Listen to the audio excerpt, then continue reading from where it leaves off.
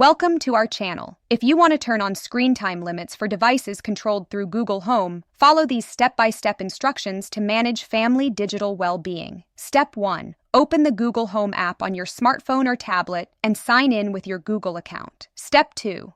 Understand that screen time limits for Google Home are managed through Family Link if you're setting limits for children's accounts, or through Digital Wellbeing for your own Android devices. Step 3. To set up limits for children, tap on the settings gear icon in the Google Home app, then select Digital Wellbeing or Family Link. Step 4. If you haven't set up Family Link, you'll need to download the Family Link app from the Google Play Store or App Store and create family accounts. Step 5.